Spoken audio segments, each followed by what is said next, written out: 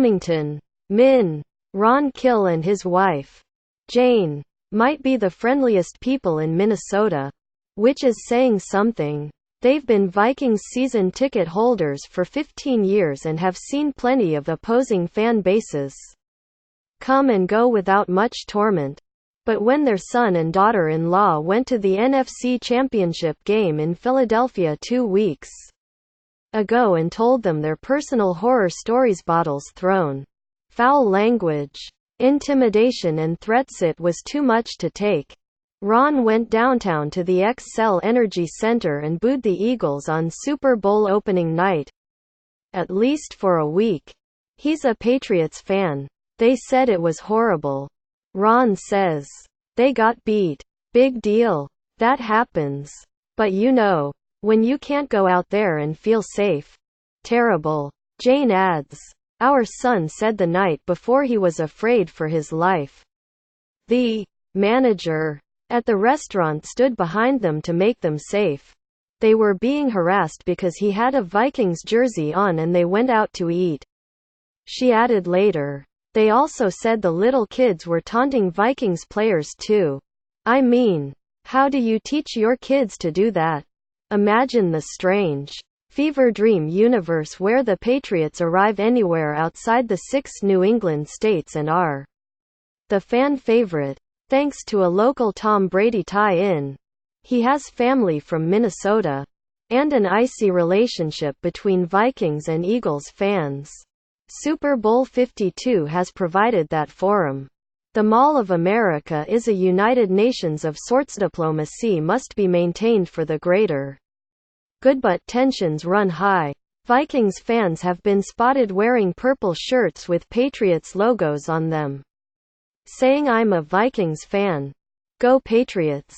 Eagles fans have been bellowing their signature chant throughout the massive shopping center. One such supporter from Philadelphia, Thomas Nanny, says that when he walked into the mall Thursday, a group of older women approached him and said, "You're not going to throw beer on us, are you?" He and his brother, Anthony, drove 19 hours through the night from their house near Philadelphia International Airport to make it here. At a point in their younger lives, they admit, they probably would have been part of the non-ticketed crowd of college-aged kids raising hell in the parking lot. Now, even though they're much more relaxed, the stereotype remains. We got this bad reputation for throwing snowballs at Santa Claus. I mean, we weren't even born when that happened. Anthony says, that was like 1960. 68, to be exact. It just seems like something people like to hold on to now. Granted, you don't come into our stadium and try and take over. That's not gonna happen. And you got enough alcohol and crazy people out there. Timothy Lindman, dressed in a Minnesota Wild top and snow hat with purple Vikings sweatpants. Read the coverage of fan abuse in the Star Tribune the day after the game. From that point on, he made up his mind about the Eagles throwing cans and eggs. I mean, they'll throw it at Santa Claus, so they'll throw it at anyone. Lindman says, now they're here, so they'll have a problem. Us Vikings fans are great. We're not as crazy as Eagles fans. I mean, Tom Brady, his grandma and grandpa are from here. He's gone sunfishing. They like him here.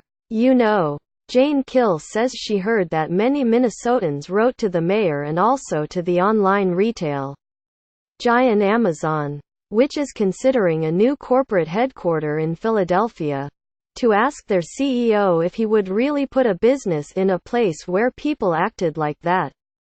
She and her husband agreed that some Eagles fans were okay during the NFC title game.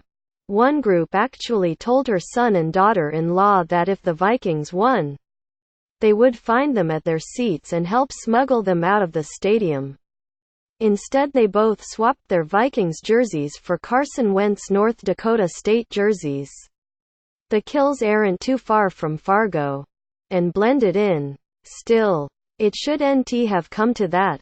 The way Jane sees it, karma will find a way. The ramifications are big time for them.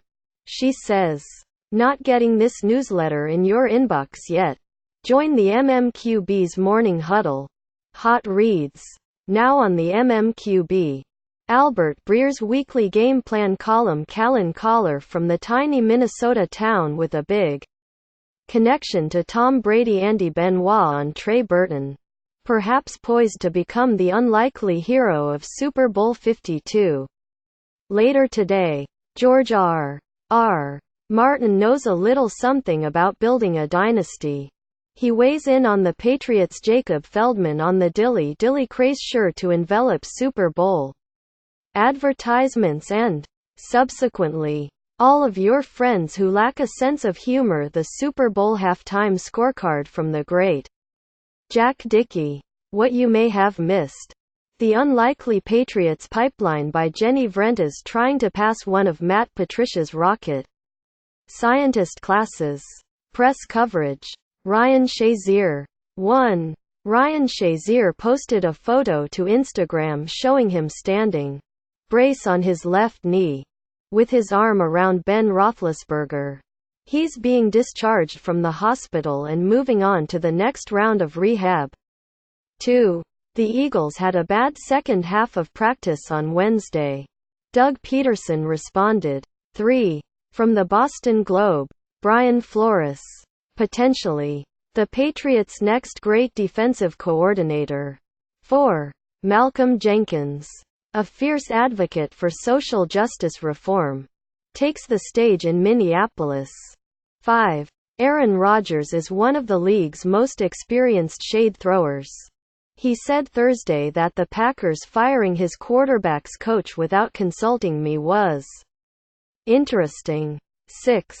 Justin Timberlake, who is performing the Super Bowl halftime show, said he will not allow his son to play football when he gets old enough. We're off to a great start. 7. Pro Football Focus has a great eye for on-field matchups, and they've delivered a Sunday dossier well worth your time.